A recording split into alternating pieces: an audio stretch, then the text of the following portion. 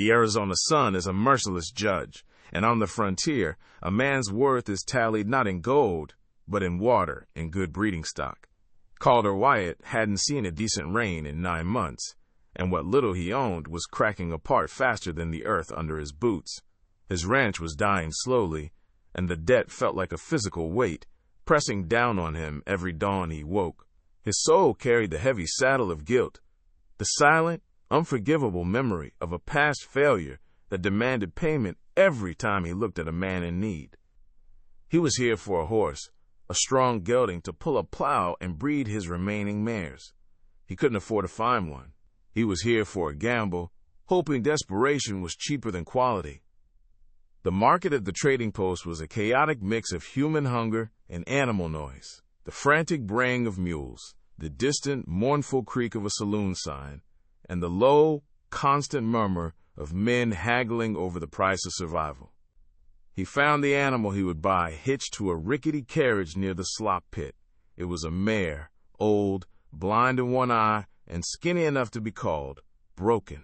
She was being sold by Silas Rook, a known lowlife and trafficker of things that shouldn't be bought or sold. "Calder, you wound me," Silas Rook lied, his voice greasy with insincerity. "This here is a bargain. She's got spirits, son. Look at those eyes." "Well, aye. And she comes with the whole carriage, a fine piece of hauling history. Everything for $50. Take it or leave it." $50. The last of Calder's winter funds. It was highway robbery for a horse ready to drop, but the need gnawed at him, a familiar hunger in his gut. The thought of riding home empty-handed, of facing another spring with barren fields, was worse than any price. "50, Silas insisted, spitting a stream of tobacco juice. "And you take everything in the carriage, no questions asked. I've got a stage to catch. You want the mare or not?" Calder looked at the dust rising from his thin herd on the horizon. He looked at the cracked, thirsty fields waiting for a plow. He swallowed the knot in his throat, tasted the grit of failure, and reached for his money. Done. $50. The horse trade was finalized with a handshake and a lie. It was what came next that cemented the curse and changed his future forever. Calder first checked the mare, talking softly to soothe her frayed nerves. Then he turned to the carriage, a standard canvas-covered box wagon, dark and cramped. He lifted the canvas flap to check the spare feed bags, and that's when the sun died. Crammed into the cramped, shadowed space, under a pile of old blankets, was a woman. She was Apache, young, her long, dark hair matted with sweat and dirt. Her wrists were bound with crude, harsh rope, raw and red from her struggle. She was silent, but her eyes were open, wide, dark, and filled with a terror so profound it made Calder's own heart slow. Her fear was so sharp it felt like a blade drawn halfway. "Who are you? What did that snake do?" he whispered, his voice rough. She did not speak. She only watched him, tense and alert, like an animal who had been caged too long. Calder knew the law. The buying of people was outlawed, but the trading of captives, of women taken from raids, especially Apache, was often overlooked. Silas had dumped his dangerous cargo on a desperate rancher and rode away, leaving the consequence behind. Calder saw the marks on her skin, not just the raw burns, but older bruises, marks of violence and suffering. The sight struck him with a sudden, hot shame, a familiar guilt that always rose when he witnessed cruelty. It was the same shame that plagued him when he remembered the people he couldn't save. "I won't tell anyone you were here," he tried again, softer, almost a plea. "Just tell me your name." She looked away, her lips parting as if to speak, but no sound came out. He knew the look, the silent dignity of someone who has chosen to hoard their voice against captors. "Reckon you don't talk much," he muttered. "That's all right. Silence is better than most things, most days." He pulled out his knife. With a quick, firm slice, the rope gave way. The coarse mesquite fiber fell away from her skin. She collapsed immediately, her body light and burning with fever, falling into the dust of the carriage floor. He caught her, easing her down. Now what the hell did I buy? He wondered. The question was a low curse, a realization that he hadn't just bought a horse, but a moral anchor. He had to keep her. He wouldn't take her back. Calder brought his purchase home. He carried the silent woman inside, laying her on his cot. The one-room cabin felt suddenly small, charged with her presence. He cleaned her wounds, washed the grime from her feet with gentle, precise care, moving like he was touching something sacred. The water in the basin turned red and brown with the soil and blood of her suffering. She let him. She never spoke.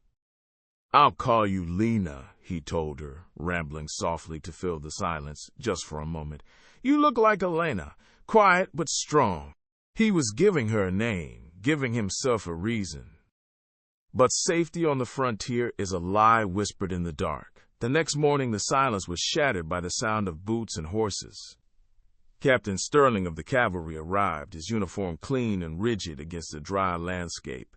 "Calder Wyatt, come out with your hands where I can see them." "This is my property, Captain. You need a warrant." "This is the King's Highway, Wyatt, and this isn't about property. It's about a transaction," the captain snapped.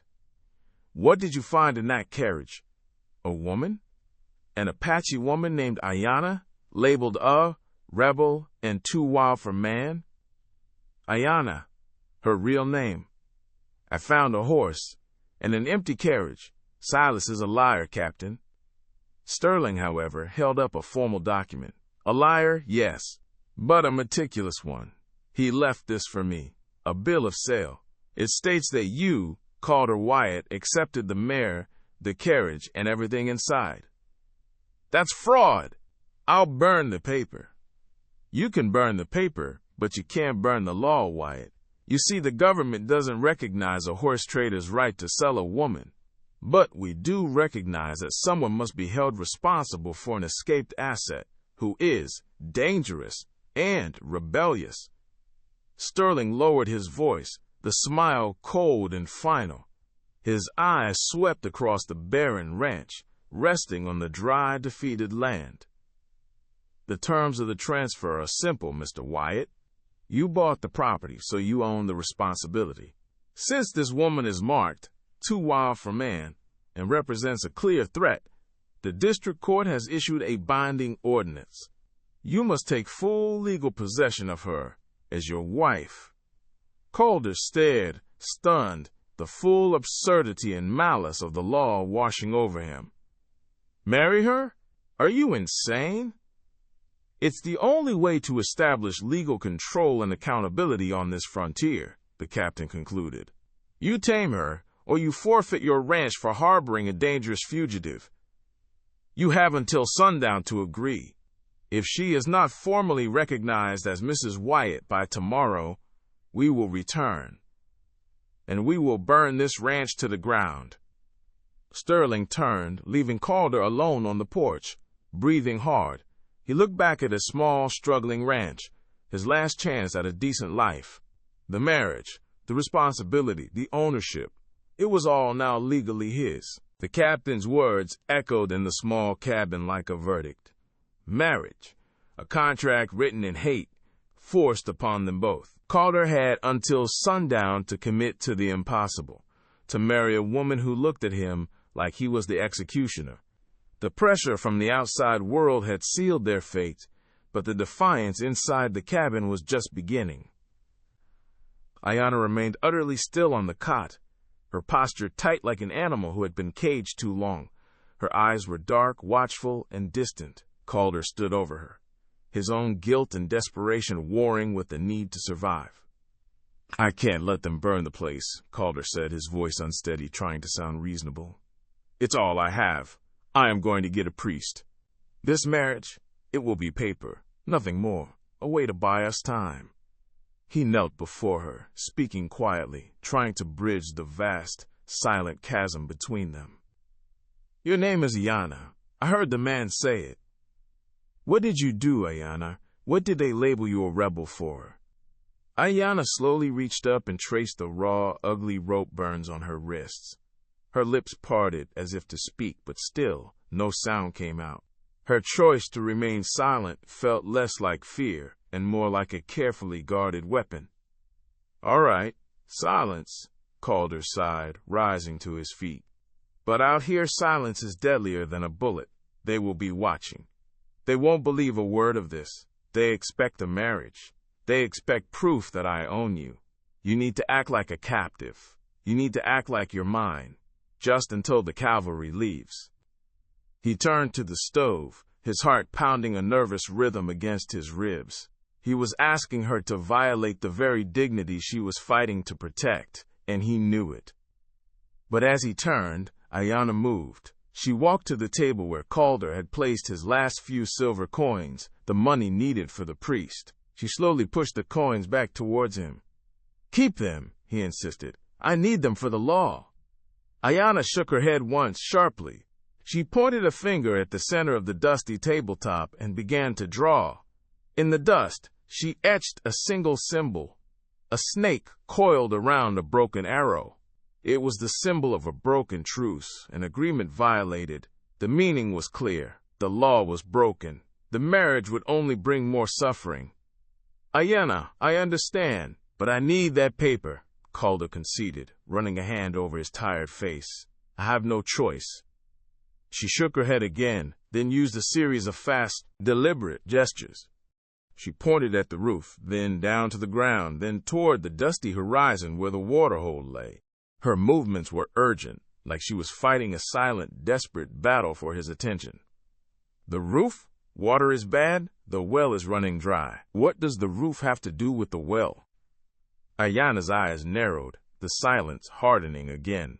She was asking him to trust her wordless, ancestral knowledge over his own desperate, logical plan.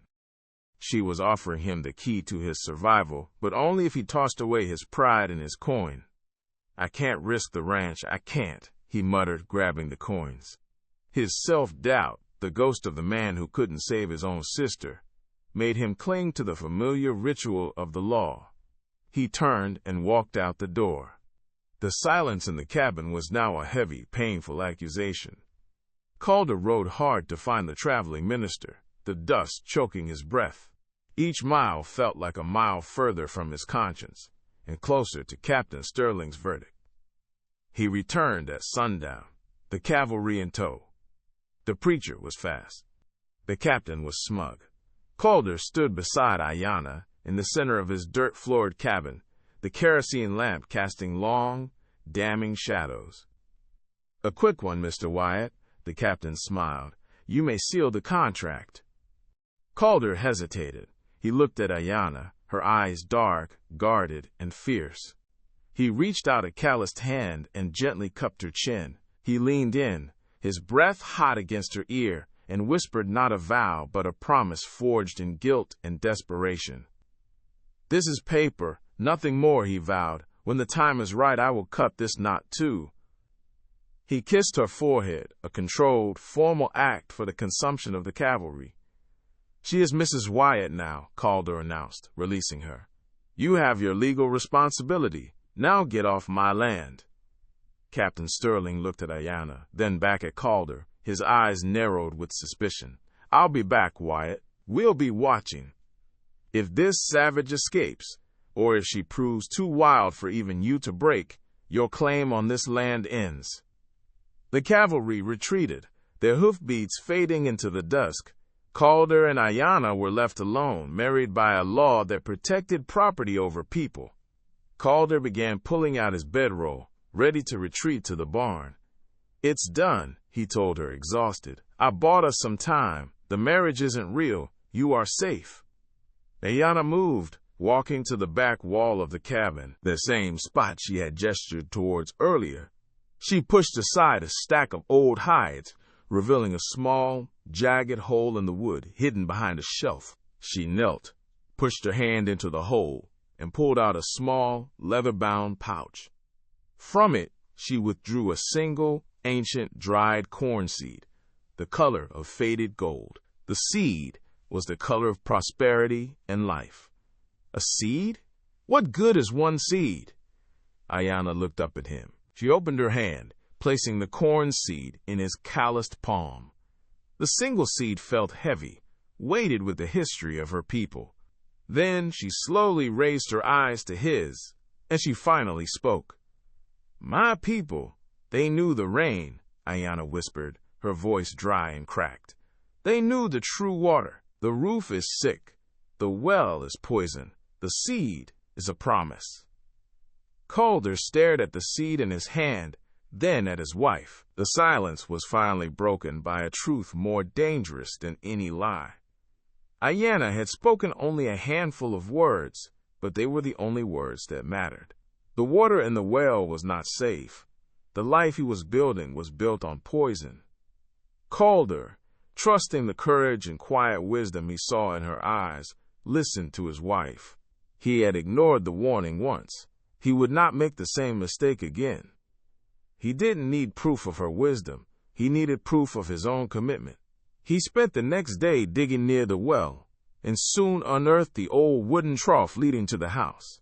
It was rotten, lined with the slick, black sludge, the sick wood she had spoken of. The trough was indeed contaminating the water. He climbed a ladder to inspect the roof, the place she had gestured to, and found the rainwater runoff pipe caked with lead paint and rust, funneling poison into his cistern. Rust, lead, he realized, staring at the toxic sludge. Everything I built was built on poison. He saw how quickly she had diagnosed the slow death of his ranch, a wisdom gained from generations who knew the land deeply. Calder looked at the single, sacred corn seed now feeling heavy in his palm. The seed, the promise, where does it grow? Ayanna pointed not to the dry, cracked fields, but to a small, sheltered depression behind the barn, where a patch of wild sage still grew a stubborn green. The old spring, dry now, but it remembers. Calder spent the next week repairing the damage and following her instructions. He replaced the trough, diverted the rain pipe, and filtered the cistern. He planted the single, sacred corn seed in the protected hollow. They worked side by side, their movements syncing without effort.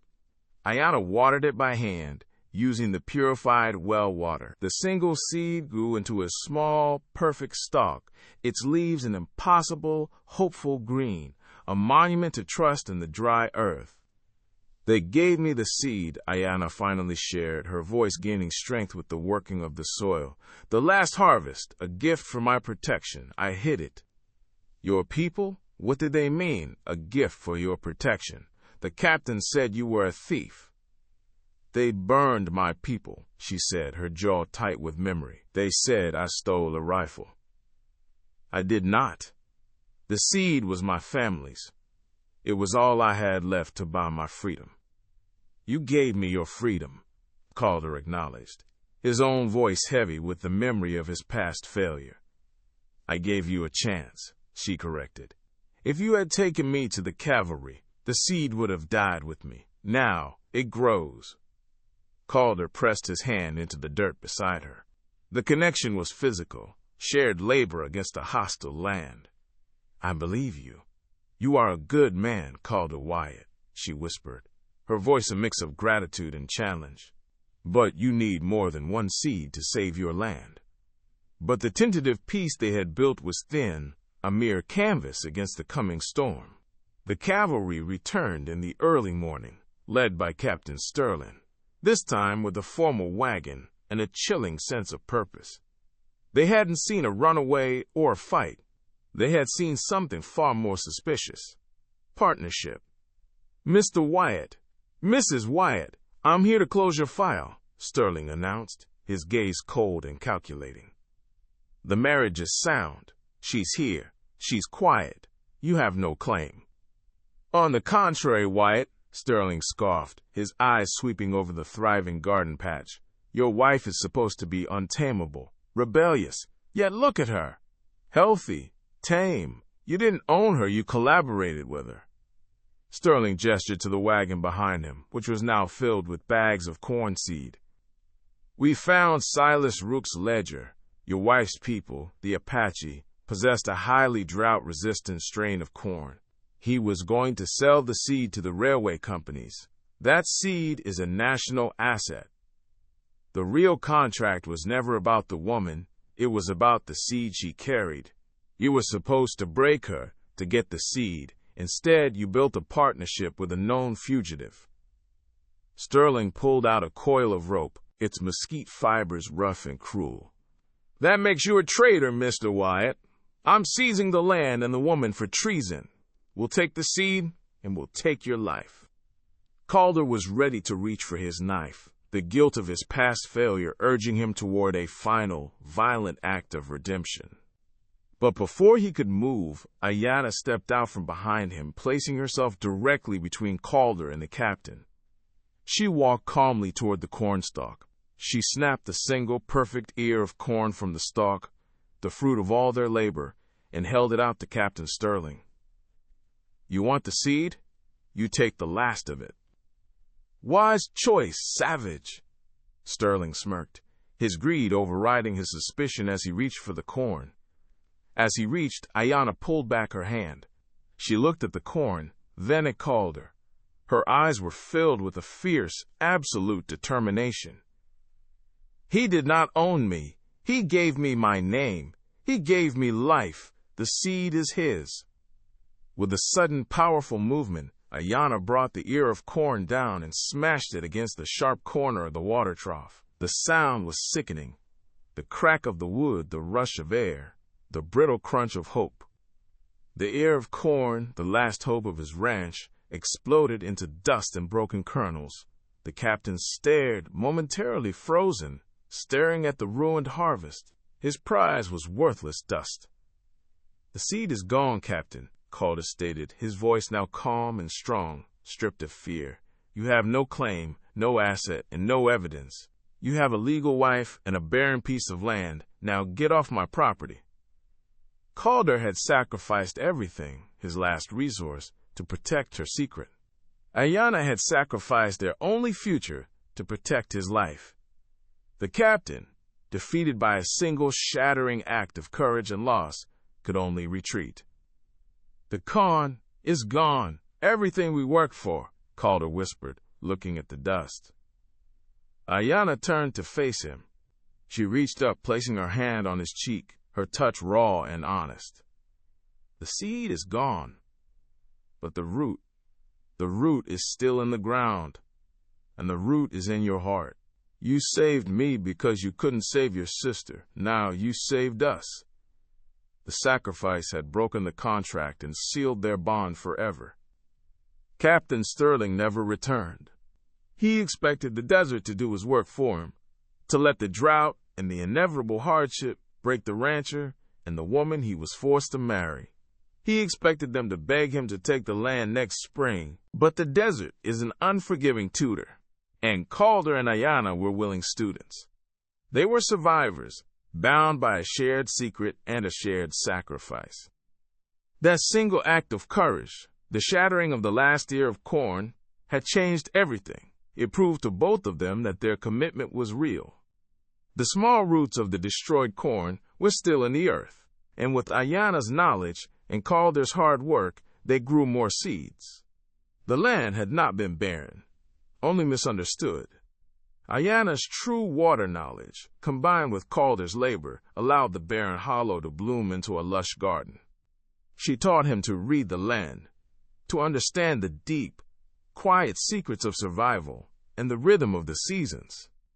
He taught her that a white man's heart could be stripped of its guilt and arrogance, and filled instead with respect. One morning, a year later, Calder watched her working the soil, wearing a simple, practical dress he had made for her. The single corn seed had failed, but their partnership had not. "Morning, Mrs. Wyatt," he said, walking to her in the garden. "Morning, Calder," she replied, an open, unburdened smile on her face. "The garden needs more hands." He touched the rough, honest bark of a fence post. "I used to think my ranch was the house in the dirt. Now I know the ranch is the people who are brave enough to tend it." "You didn't just forgive my past, Calder," she said, her hands now calloused and strong. "You planted my future." He still kept the bill of sale, that piece of paper that made Ayanna his legal responsibility. It reminded him that he once paid $50 for a broken horse and received a wife worth more than all the gold and corn in the territory. It reminded him that he chose to tear up the law's contract and honor the contract of his heart. They had built a home that was truly not for sale, not because they had fought off a railroad or a cavalry captain, but because they had chosen something no one else had expected: love born from honesty and shared sacrifice. The frontier was cruel, but it always offered a choice. You could watch someone suffer and ride on, or you could pay the price to save a life. Calder paid $50 for a broken horse and inherited a legal battle, a fugitive wife, and the truth about his failing land. He was forced to marry the silent Apache woman who came with it, but in the end, he was chosen. He thought he was buying a horse to save his ranch, but he had actually bought the woman who saved him. The scars of the past remained, but they were no longer marks of shame. They were the roots of their story. And on the dry, defeated land of the Arizona frontier, Calder and Ayanna created a quiet patch of earth where love had taken root, in a world that had forgotten how to trust. If this story of forbidden marriage, quiet bravery, and the healing power of unexpected love touched your heart, then this is the place for you. We tell tales where the desert blooms for the ones who chose love when no one else did. If you loved the moment Ayanna shattered the corn to save Calder's life, give this video a like. If you believe that the greatest love stories are forged in the fire of impossible choices, subscribe to Wild West Stories for more tales of honor and redemption. And don't forget to tell us in the comments what single thing is worth risking everything for.